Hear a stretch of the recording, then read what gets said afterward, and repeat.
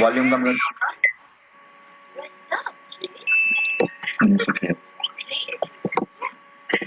Properties of equilibrium constant Kc, Kp, Kx और K, उनका general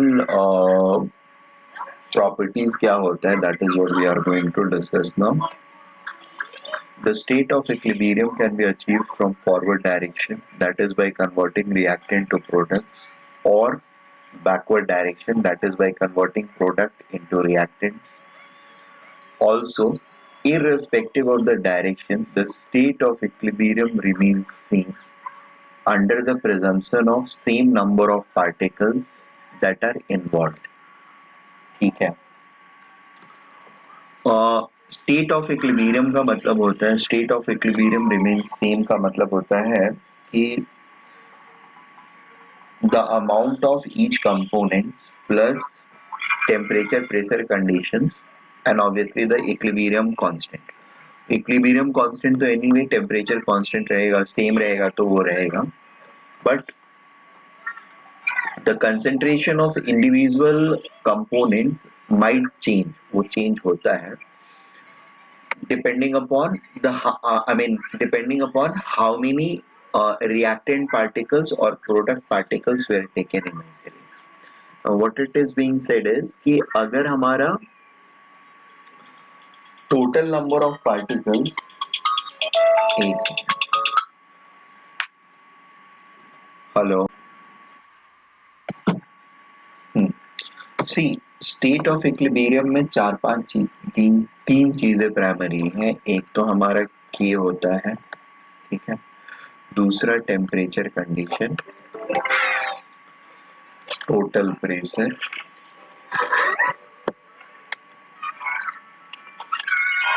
या दूसरे फॉर्म में हम बोले partial pressure of each component,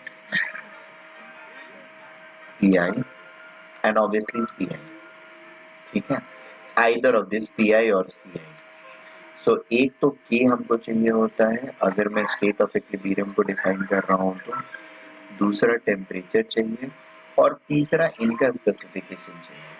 ठीक है, नाउ K अगर K कांस्टेंट है तो K तो सेम रहेगा, there is no doubt about it, but CIs जो है या PIs जो है, they may keep changing depending upon the number of reactant or product particles taken initially.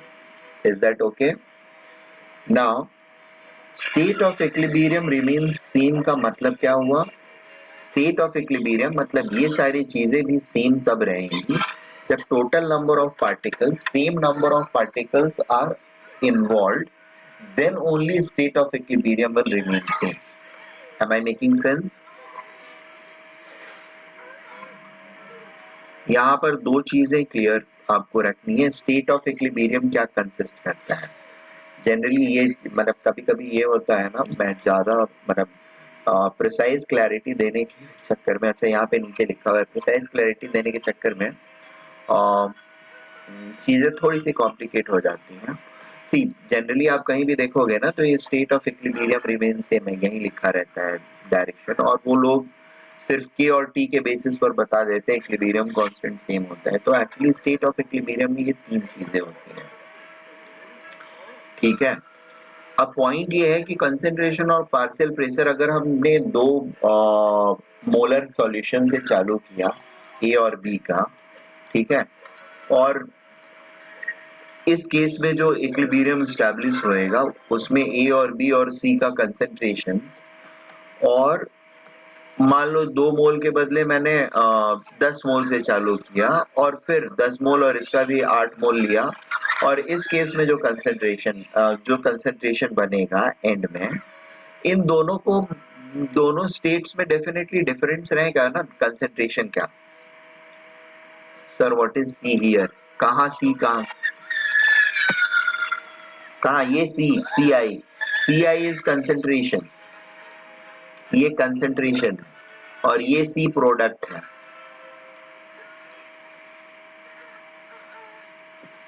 Is that okay?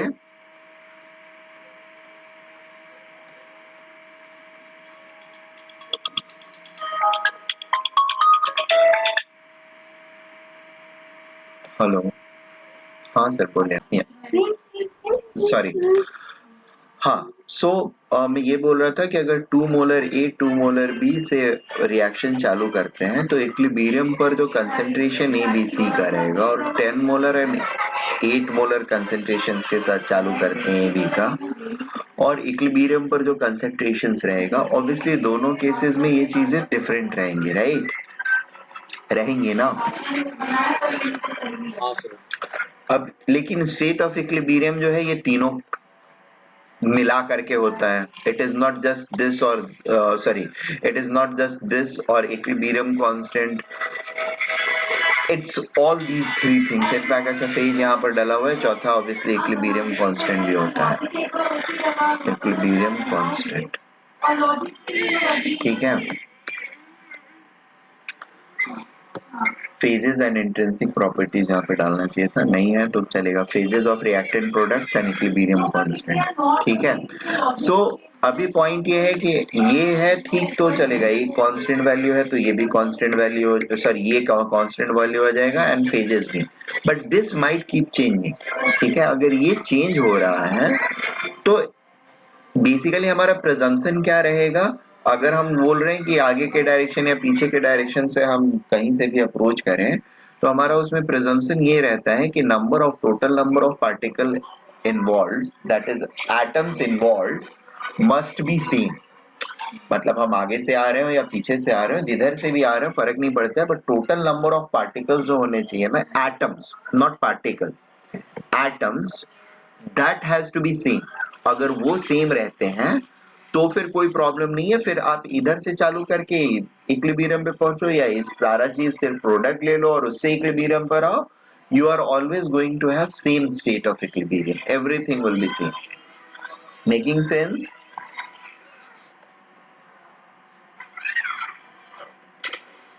Did we understand this thing? I mean, you guys got this thing or not? See, this is mostly a theoretical point. एक ये statement question इस पे आ सकता है, छोटी सी चीज है,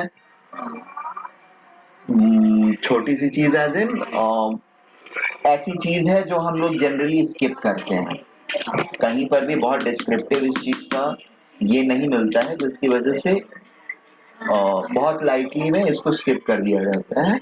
I have got this and I think कि कभी ना कभी ये पूछ लिया जाएगा, क्योंकि आजकल बहुत बेसिक चीजें पूछ रहे हैं, तो ये भी कभी हो सकता है। Therefore I wanted to highlight this and आपको उसी प्रीटेक्स्ट में इसको लेना है। तो मुझे किस टाइप का क्वेश्चन आएगा?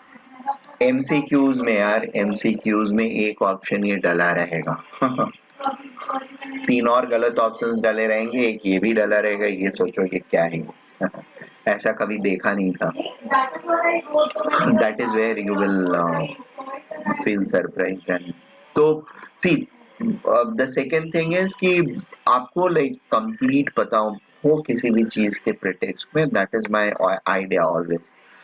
So state of equilibrium remains same irrespective of directions, presumes that the number of particles involved in that reaction the number of atoms involved in that reaction must be same.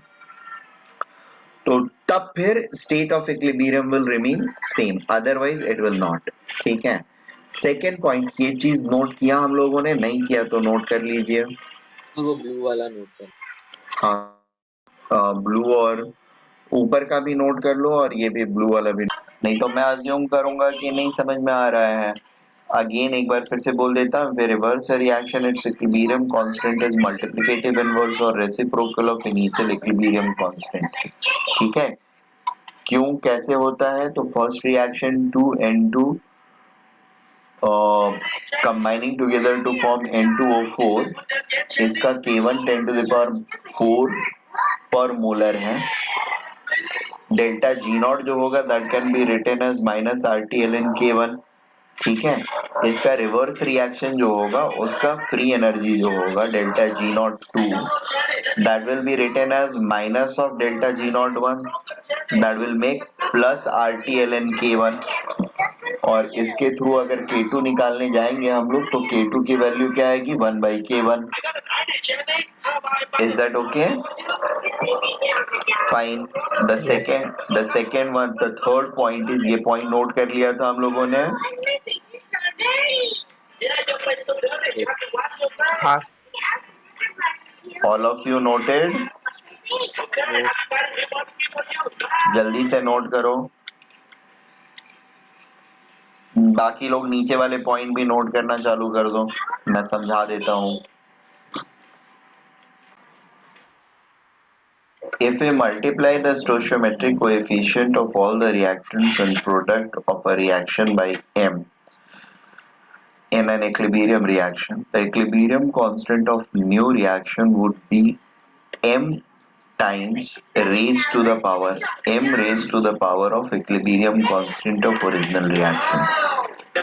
So basically first reaction जो है उसका k अगर ये है तो अगर इसको 3 या m टाइम्स अगर मैं करता हूँ 3 टाइम्स किया तो K2 जो होगा वो K1 raise to the power 3 हो जाएगा. अगर इसको m टाइम किया मैंने तो it will become raised to the power m. Is that okay? I don't have it, but I have lobster. You want it? Lobster! I love it! Can I get it? Okay, please sit down and then, okay. That's the lobster for Lindy. Here's the lobster, let's catch it. Oh no, it runs away. Let's catch it. Yeah, n times इसको करते हैं. I'm so hungry. This will become n. What happened, Lyndon? Is my lobster done yet, Jenny? Not yet, Lyndon. I'm catching the lobster. It's jumping. Oh, really? Let me help you. Lyndon. ठीक है. इसकी भी origin delta G naught equation ही होती है. There is nothing else. 3 times अगर हमने किया तो डेल्टा जी नॉट क्या हो जाएगा? It will become 3 times. यानी K1 अगर है तो K1 क्यूब हो जाएगा. बात समझ में आ रही है हम लोगों को क्या? इसका डेल्टा जी नॉट 1 अगर है माइनस RT/ln K1, इसमें क्या हो जाएगा? Delta G2 naught will be equal to n times delta G1 naught which is equal to minus nRT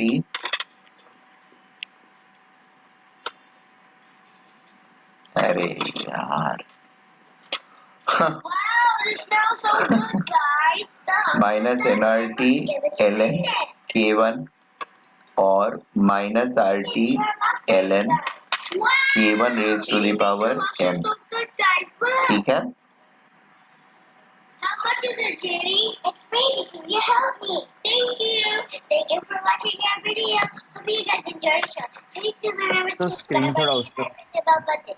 एक सेकंड कर रहा हूँ. Bye. ठीक है, ये समझ में आ गया होगा. चलो नोट कर लो.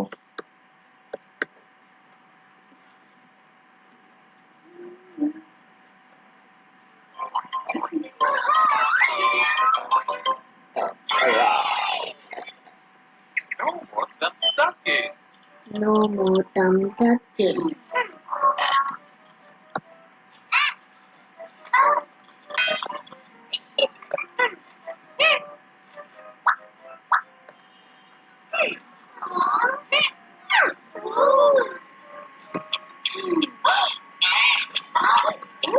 No thumb sucking. That's a bad habit.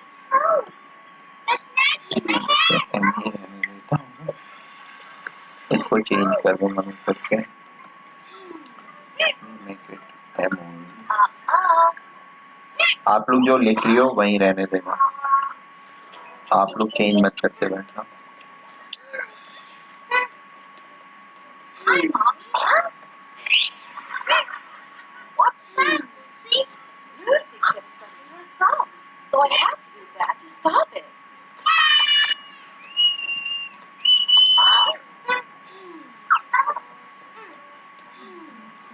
Lucy, let's play together.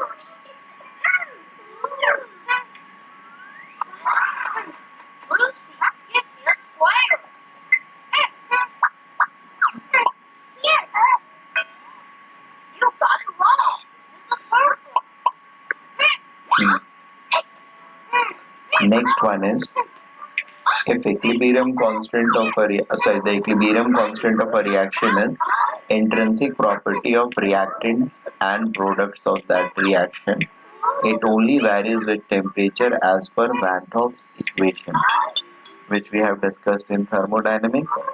The equilibrium constant is independent of change in concentration or partial pressure of the reactants or products. ठीक है? So third point को एक बार वापस दो.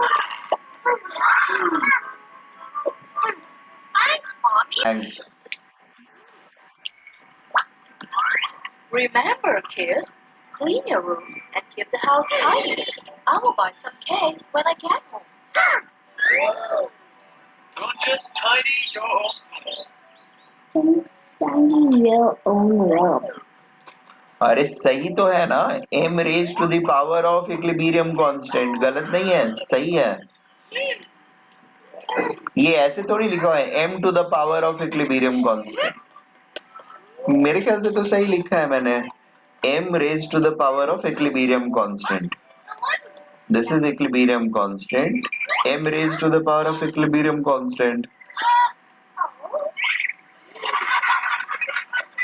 M is raised to the power of equilibrium constant.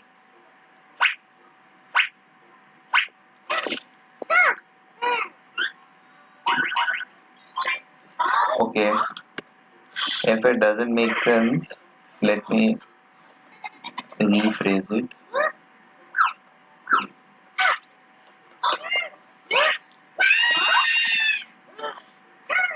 If Mom sees this, she won't give you any cake.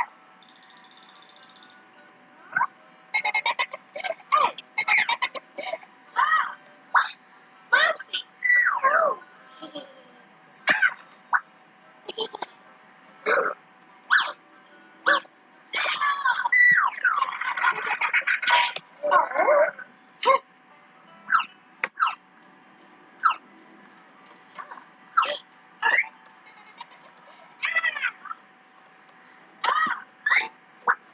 But I already cleaned my room. Do you know what will happen if you only clean your own room? Oh no!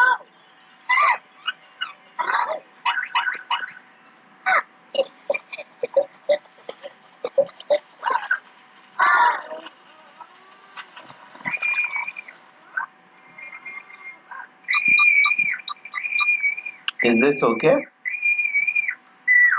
Sir, मुझे अभी तो मुझे भी Mommy, I'll clean. हाँ मुझे भी गड़बड़ लग रहा है. Hurry up, so we can eat the cake together.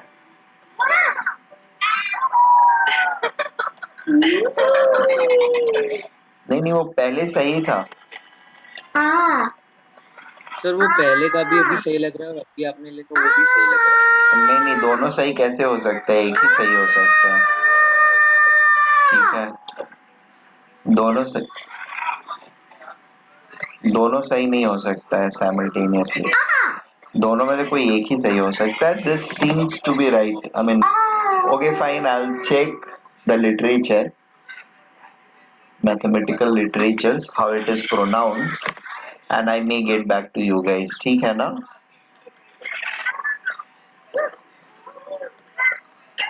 A to the power of B raised to the power of A.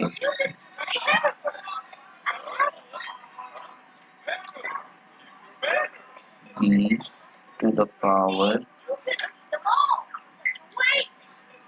of A.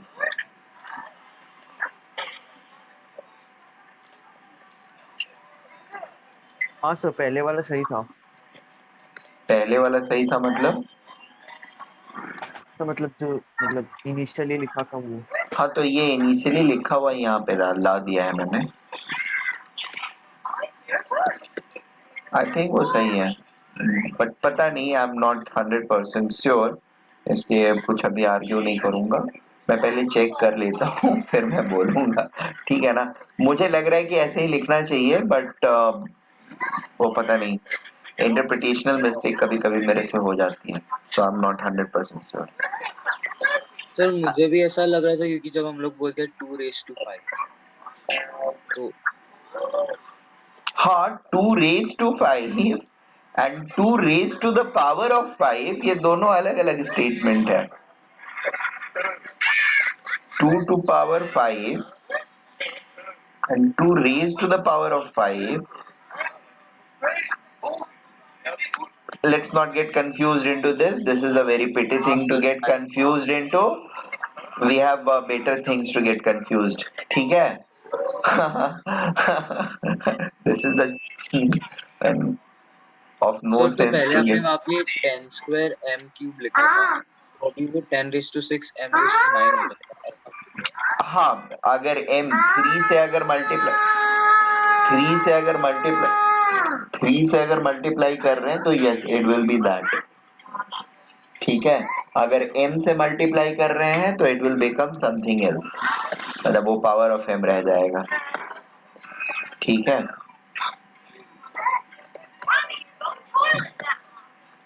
यहाँ पे अगर मैं m डाल रहा हूँ तो हर जगह mm का पावर आ जाएगा।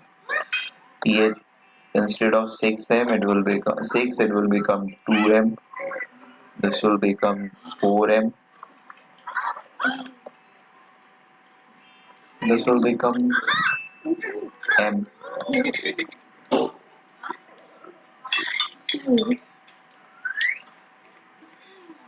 this will become m, 3m, m. m की वैल्यू 3 ले सकते हो, 4 ले सकते हो, 5 ले सकते हो, जो इच्छा है ले सकते हो।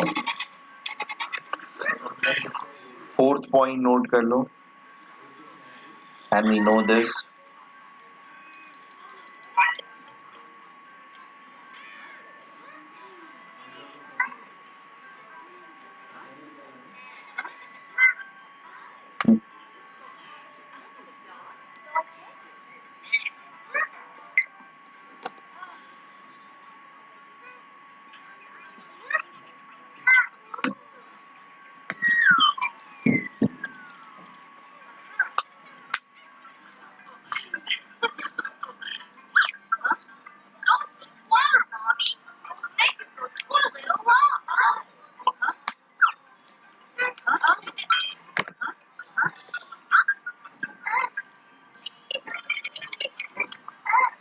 Noted this one. Yes, sir. Fifth one, if two reactions are added up to generate a third net reaction, then equilibrium constant of third reaction will be the product of equilibrium constant of first two reactions. Next में example दिया हुआ होगा।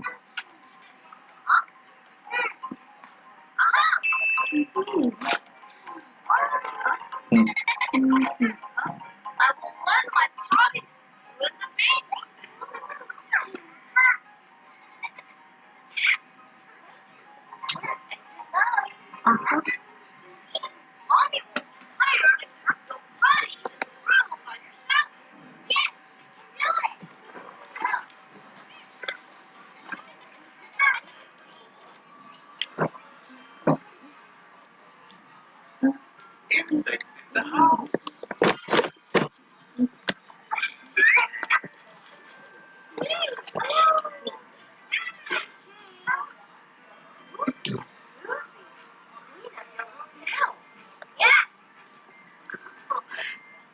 हो गया sir note. All of you noted? Sir fifth वाला नहीं yes note sir. करो। तो फिफ्थ वाला आपने समझा दिया? नहीं समझाया नहीं, अभी आगे एग्जाम्पल है फिर समझा देता हूँ।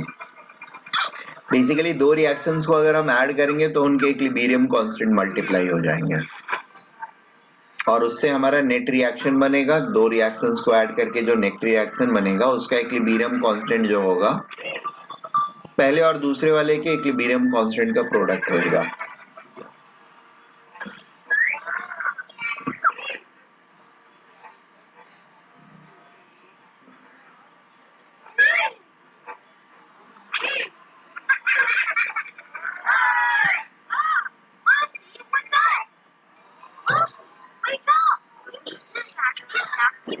Can I go to next page? Yes, sir. Deshpande. So last line बाकी है. अरे बेसिकली मैं पूछ रहा हूँ कि can I move next page, तो बेसिकली मैं देश पांडे से ही पूछ रहा होता हूँ.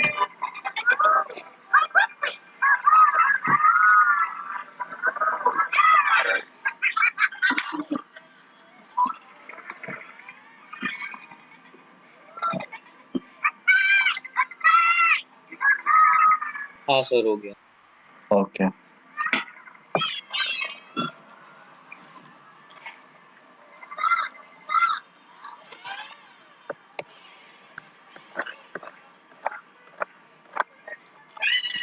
So we have reaction 1 जिसका इक्विलिब्रियम कांस्टेंट है 100 m cube. We multiplied it by 2. Its equilibrium constant became 10 to the power. There is another reaction. Sorry. There is another reaction.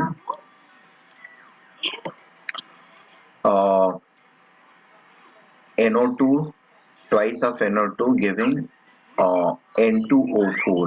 ठीक है. इस ओरिजिनल रिएक्शन का इक्विलिब्रियम कांस्टेंट जो है इस reaction का इज दिस K2. नया रिएक्शन जो बना इसको 2 टाइम्स मल्टीप्लाई करके बना. इसका इक्विलिब्रियम कांस्टेंट विल बिकम, इसका इक्विलिब्रियम कांस्टेंट इज दिस. ठीक है. फाइनली इन दोनों को अगर हम ऐड करते हैं तो what are we going to get? 2N2O5 is giving us 2N2O4 plus O2. Right. ये दोनों कैंसिल हो जाएंगे. इसका इक्विलिब्रियम कांस्टेंट क्या होगा? It will be this into this. Is that okay? और this into this raise to the power 2.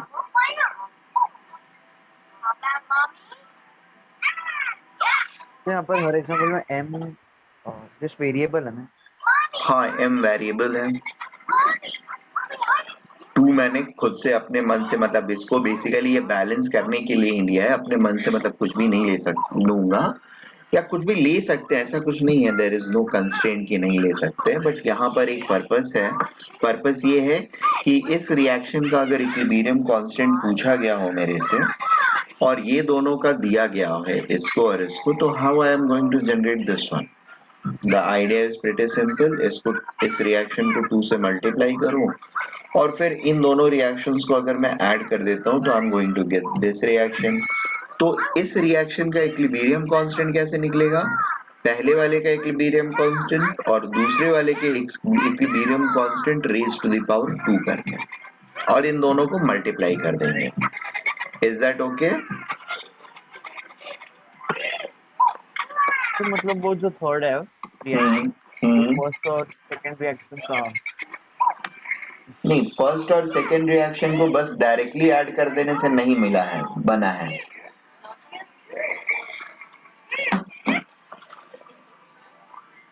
उसमें कुछ और भी करना है. सेकंड रिएक्शन को अगर 2 से मल्टीप्लाई नहीं करोगे ना तो outcome will be something else. Suppose मैं नहीं करता हूं, जो बेसिकली तुम्हारे दिमाग में आ रहा है, तो आउटकम क्या वो हो? सेकंड मतलब 4NO2 वाले. हाँ, ये वाले को अगर ऐड करोगे इसके साथ तो ये दोनों कैंसिल हो जाएगा. अगर इसको नहीं ऐड करके इसको डायरेक्टली ऐड किया हमने तो सिर्फ ये दो इधर के दो को कैंसिल करेगा. एक ये बनेगा, 2 मॉलिक्यूल्स ऑफ ये बनेगा और 1 मॉलिक्यूल ऑफ ये बन जाएगा. ठीक है. तो नहीं समझा. सर आप एक बार स्टार्टिंग से बताना आप क्या किस में ऐड कर रहे हो. देखिए ये एक रिएक्शन है. Good job, kid. We can work together now. Yes.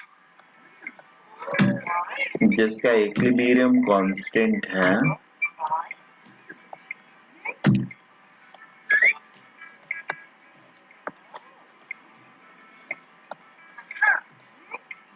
कितना लिखा हुआ है? 100 लिखा हुआ है ना.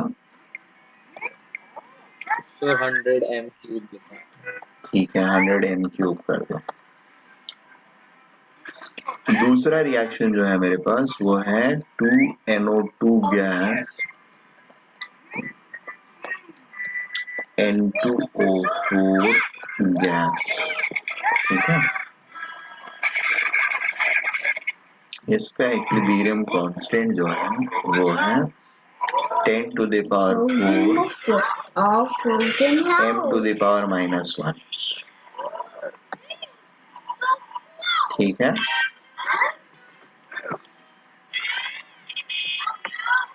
अब इन दोनों रिएक्शंस को अगर मैं ऐड करता हूं बिना किसी मल्टीप्लिकेशन कुछ भी और चेंज किए हुए डायरेक्टली इसको ऐड कर देता हूं तो what will be the outcome? It will become 2N2O5 gas is equal to 2NO2 gas plus N2O4 gas plus O2 gas. Is this okay? और इसका इक्विलिब्रियम कांस्टेंट क्या होगा? ये कैसा? अरे इनको left hand side and right hand side को add कर दिया यार, और ये तो दोनों 2NO2 लेफ्ट हैंड साइड पे होना चाहिए। कहाँ लेफ्ट हैंड साइड में क्यों होना चाहिए? इधर 2 है इधर 4 है तो लेफ्ट वाला राइट को कैंसिल किया। अच्छा ठीक है, सॉरी गलती हो गया मेरे से, ठहर जाओ एक स्टेप और बढ़ा देता हूँ। माई मिस्टेक, नहीं माई मिस्टेक, वेट। तुम लोग wait Condition is fixed. Wanna go home? I'll stay here for a while. Okay. वो सर वो राइट में जाके माइनस हो गया। चा गुड यार, समझ में आ गया तुम लोगों के। ये कैंसिल हो करके क्या बनेगा? कैसे बेसिक डाउट पूछ लेते हो कभी कभी। अभी ठीक है? मतलब पता नहीं था कि वो कैरी मतलब इक्वेशंस में है। और ये केमिकल इक्वेशन है, लेफ्ट से राइट राइट से लेफ्ट जब मूड हो लेते हो ना।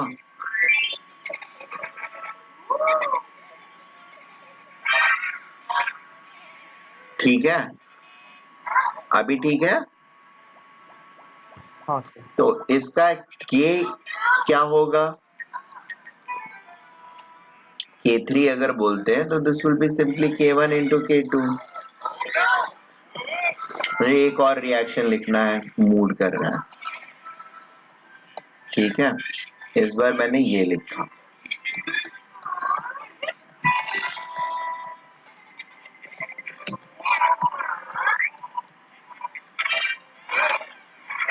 तो ये वाले केस में हम लोग खाली ऐड करें, कुछ मल्टीप्लिकेशन किया। नहीं किया, मेरा मूड नहीं था करने का तो नहीं किया। ठीक है, अब मेरा मूड हो रहा है कि मैं ऐड करूं, मतलब मल्टीप्लाई करूं 2 से, तो 2 से मल्टीप्लाई करके ऐड कर रहा हूं। ठीक है,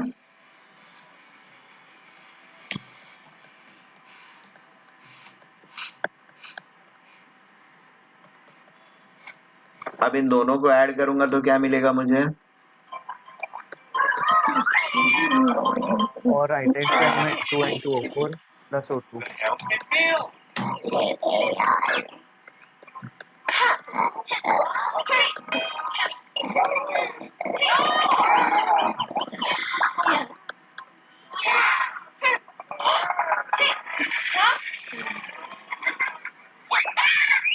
ठीक है, ये दोनों कैंसिल हो जाएंगे। Net outcome will be What do you eat every day?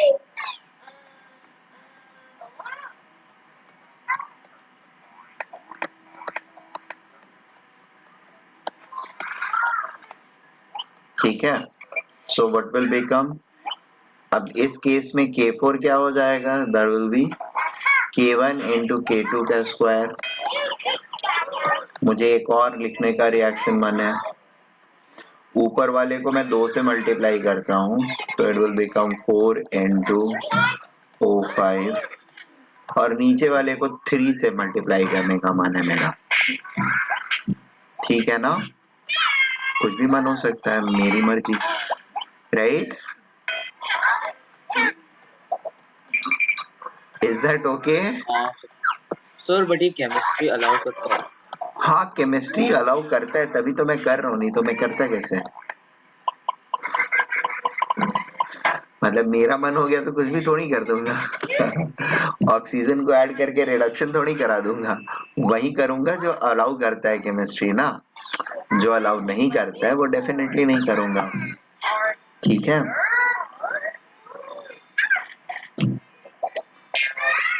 अभी तो मेरा मन बोल रहा हूँ, अभी थोड़ी देर बाद वो मेरा मन गायब हो जाएगा, वेट करो।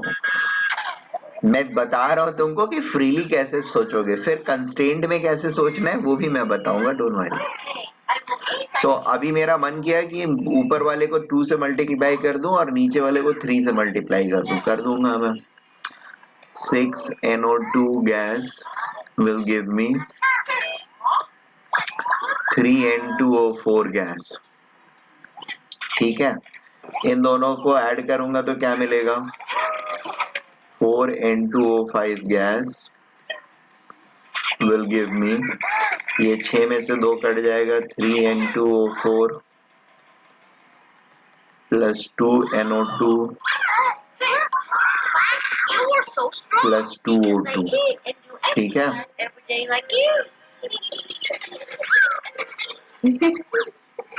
अब इसका इक्विलिब्रियम कांस्टेंट क्या होगा? दैट विल बी फर्स्ट वाले का equilibrium constant raise to the power 2, second वाले का equilibrium constant raise to the power 3।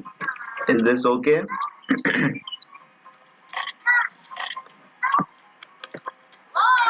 अब आ जाओ थोड़ा सा कंस्ट्रेंट में सोचने का काम कर लें इस तरह, ठीक है?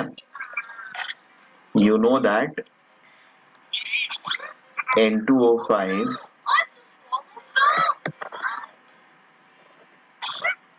2N2O5 is giving you 4NO2 plus O2, all gases। क्या और ही एग्जांपल दे रहे हो जरा? नहीं, ये सॉल्व करना है तुमको, एग्जाम्पल नहीं दे रहा हूँ तो उधर। मुझे नोट करना था। ठीक है, बाद में कर लेंगे, पहले सोच तो लो फिर नोट कर लिया जाएगा। अब इन दोनों रियाइज का K1 है वैल्यू और इसका K2 है वैल्यू। अब मुझे एक नया रिएक्शन का चाहिए,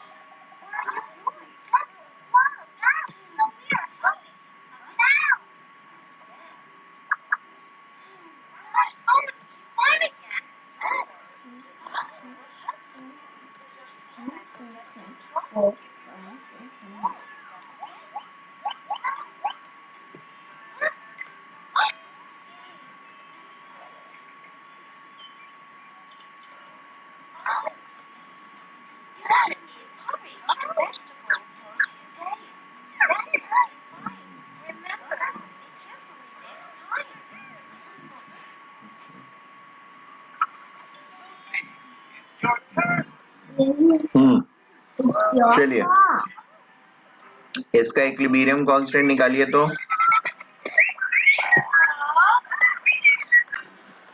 So addition of catalysts are not going to alter either the position of equilibrium, that is state of equilibrium, or the equilibrium constant, but it is definitely going to alter the time taken to attain the equilibrium condition. Is that okay? Yes sir.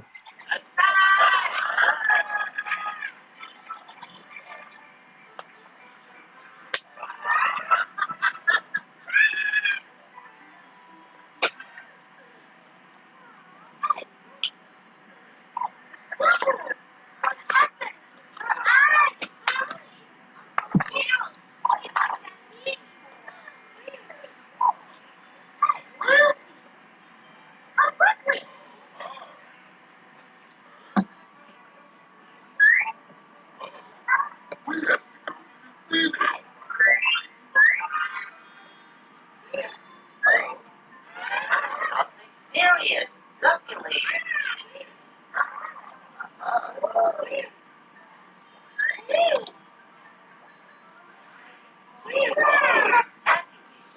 देखो rate of forward ये ऊपर से note कर लिया था हम लोगों ने। Yes sir.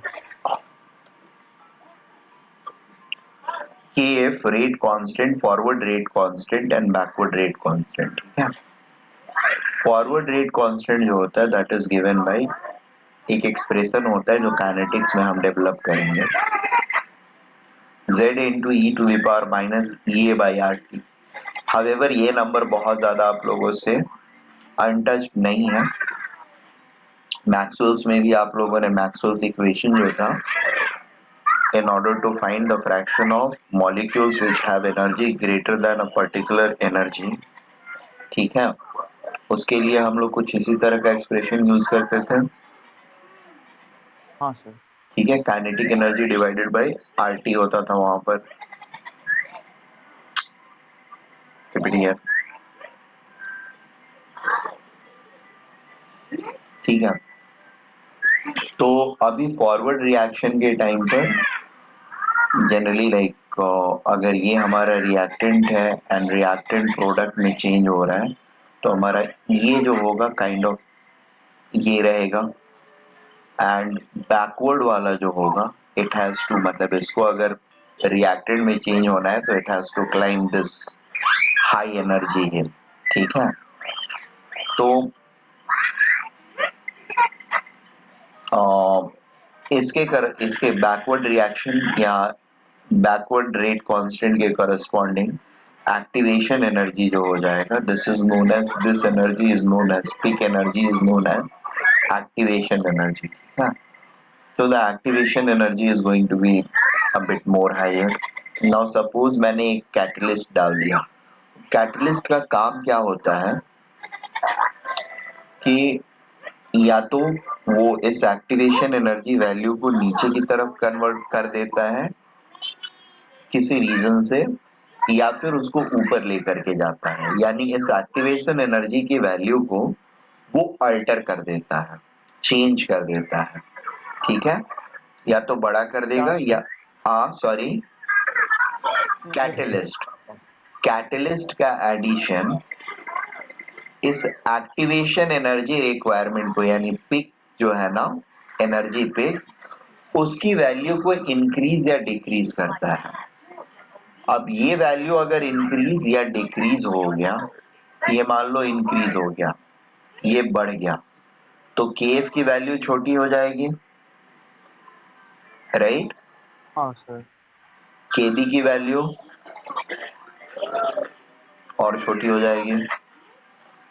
ये ऊपर चला गया तो इसके लिए भी तो ये बड़ा ही हो जाएगा ना, राइट? तो रेट ऑफ फॉरवर्ड रिएक्शन छोटा, रेट ऑफ बैकवर्ड रिएक्शन और छोटा, तो time taken to come to equilibrium will obviously increase. ठीक है, हाँ सर। अगर इसको नीचे ला दिया मैंने, इस वैल्यू से नीचे ला दिया, तो व्हाट विल हैपन, केएफ की वैल्यू बढ़ जाएगी और केबी की वैल्यू भी बढ़ जाएगी, यानी आरएफ बढ़ गया और आरबी भी बढ़ गया। तो इक्विलिब्रियम लेवल पर आने के लिए time taken will decrease. Am I making sense?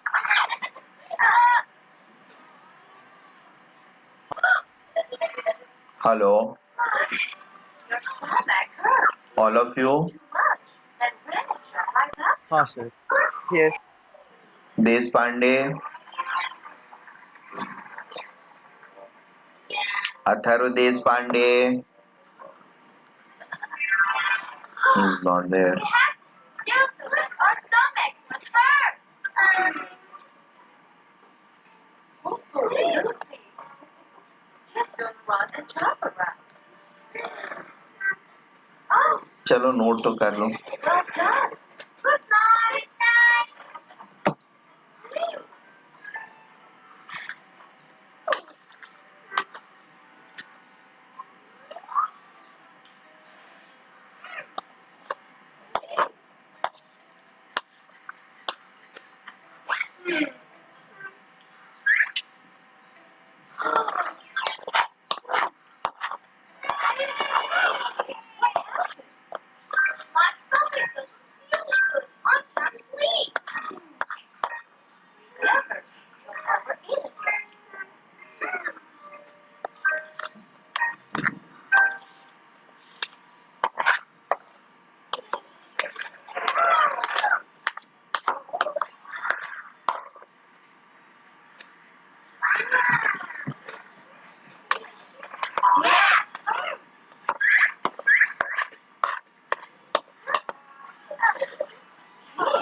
Have some more. No, mommy. Hmm That's fine.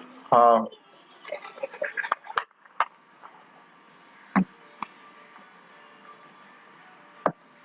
तो एक्टिवेशन एनर्जी का क्या एरो डिक्रीज इंक्रीज समझाने के लिए वो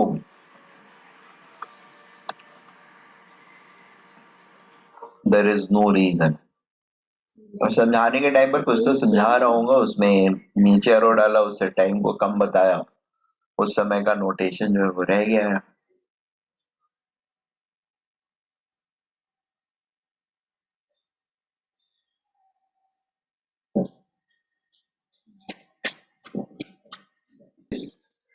greater than energy of product and इन दोनों के बीच में जो डिफरेंस है that is delta H of the reaction ठीक है it is obviously going to be negative product का कम है रिएक्टेंट का ज्यादा है तो प्रोडक्ट माइनस रिएक्टेंट एनर्जी करेंगे तो डेल्टा एच रिएक्शन आ जाएगा विच इज नेगेटिव एक्सोथर्मिक ठीक है ना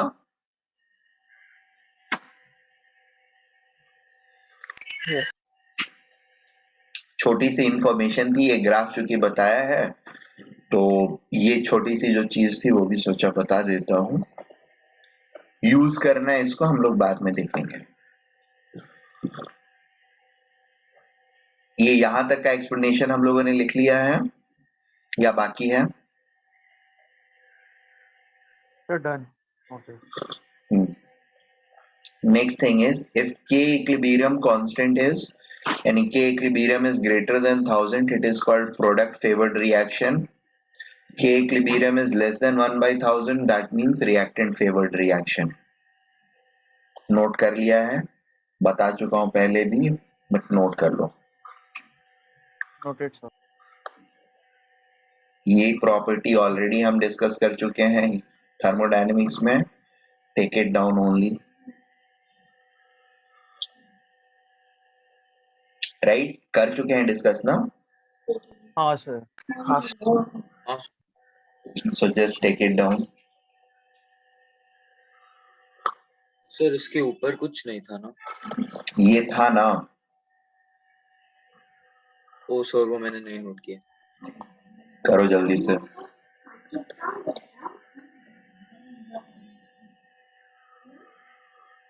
सर बट ये आपने बताया था पहले हाँ पता है मुझे दोनों ही बताया था बट नोट कर लो या ये छोड़ना है तो छोड़ दो मर्जी आपकी आई सजेस्ट नोट कर लो हाँ sir 7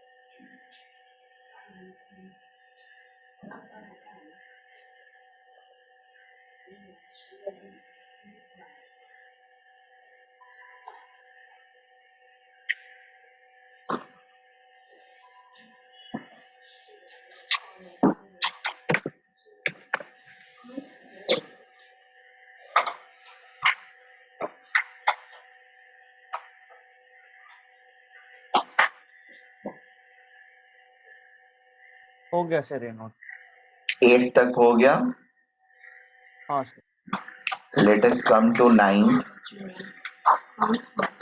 here we are going to discuss the ये भी डिस्कस किया हुआ है बट फिर से एक बार जस्ट लिख लोड कर लो थिंक हमने सर एक वाले में वो ग्राफ में आपने 2 लाइंस क्यों बनाए थे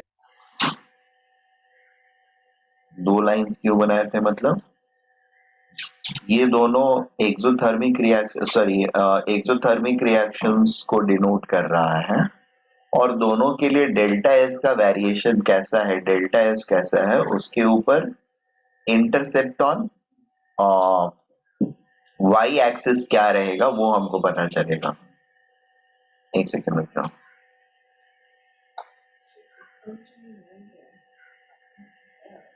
y0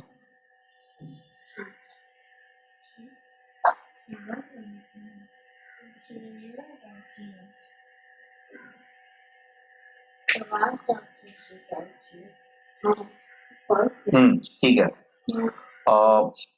ये एक्स एक्सिस पे इंटरसेप्ट इनका क्या है, यानी delta S not of the reaction किस नेचर का है, पॉजिटिव है या नेगेटिव है, वो हमको पता चलता है ये दोनों लाइंस के थ्रू। ठीक है, कोई चीज एक्सोथर्मिक है, ठीक है,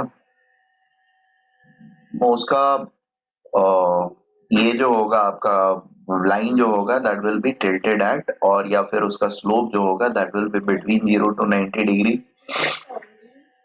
उस रिएक्शन का डेल्टा एस अगर पॉजिटिव है तो intercept is going to come to this side, अगर डेल्टा एस नेगेटिव है तो it is going to be something like this.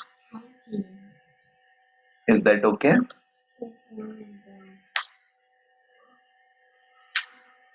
देखो एक्स एक्सिस पे इंटरसेप्ट का मतलब y की वैल्यू 0, y की वैल्यू 0 का मतलब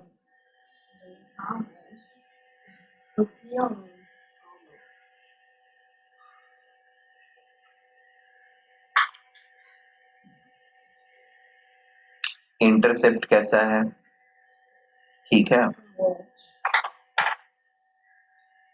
यही रहेगा ना। हाँ सर।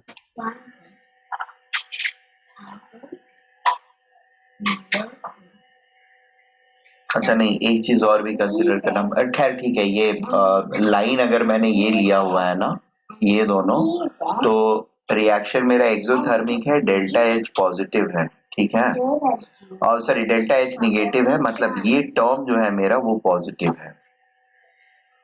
और सर ये तो एंडोथर्मिक है ना? ये ऐसे रहेगा तो नहीं, ब्लैक लाइंस जो है एक्सोथर्मिक को डिनोट कर रहा है अच्छा हाँ हाँ। और black ब्लू लाइन एंडोथर्मिक को डिनोट कर रहा है।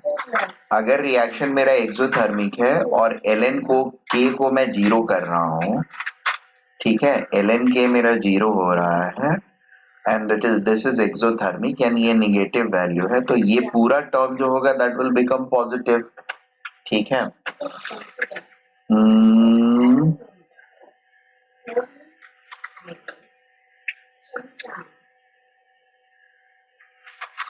One by T zero infinity, ये नेगेटिव तो हो ही नहीं सकता है, ये पार्ट नहीं आएगा।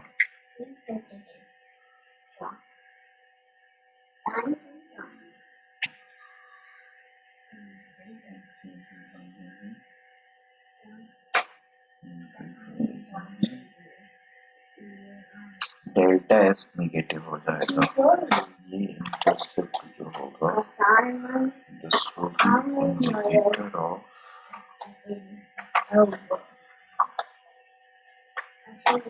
Delta S naught by R, ठीक है।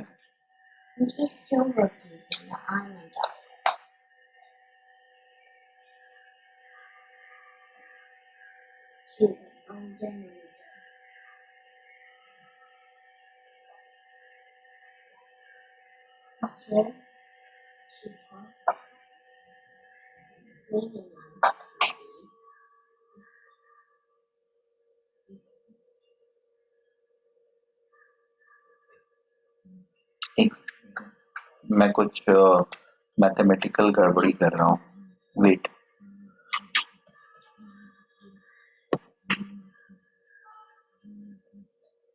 y is equal to mx plus c में x की वैल्यू 0 होगी तो y is equal to c, right. तो यहाँ पे 1 by t की वैल्यू 0 होगी, यानी t जब इंफिनिटी होएगा तो this value is going to be delta S naught by R, और यहाँ पर this value is going to be, ये नीचे की तरफ अगर एक्सटेंड करके ला रहा है तो this is going to be delta S naught by R। ठीक है, अभी ठीक हो गया, सॉरी माय मिस्टेक। पहले वाले रिएक्शन के लिए डेल्टा एस नॉट जो होगा that is going to be positive, दूसरे वाले के लिए delta S naught is going to be negative. ठीक है,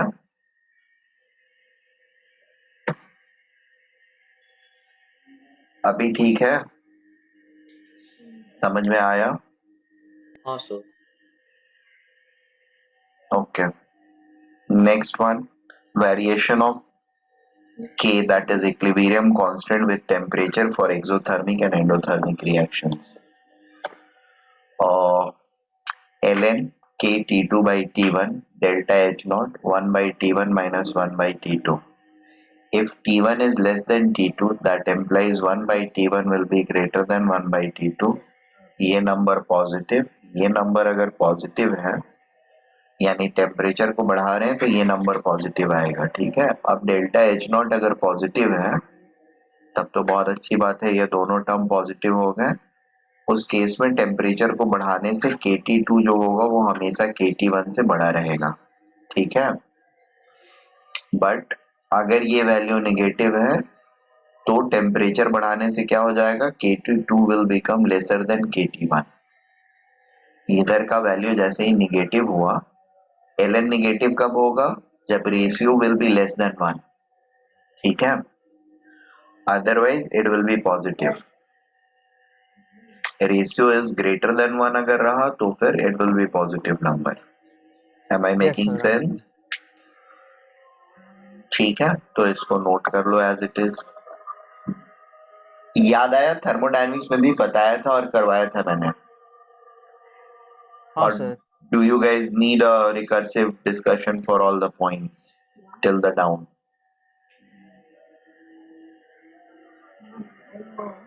याद है नहीं है? पूरा 9 पॉइंट ना? हाँ, पूरा 9 पॉइंट ही डिस्कस किया हुआ है मैंने, बस नोट सर, करना हाँ। है आप लोगों को। ठीक है, पार्ट 1 डिस्कस किया था, पार्ट 2 आप लोगों को करने के लिए बोला था, या पार्ट 2 डिस्कस किया था, पार्ट 1 करने के लिए बोला था। सर पार्ट 1 डिस्कस किया था। हाँ हाँ ठीक है, कोई एक डिस्कस किया था, एक बोला था, खुद से बताओ।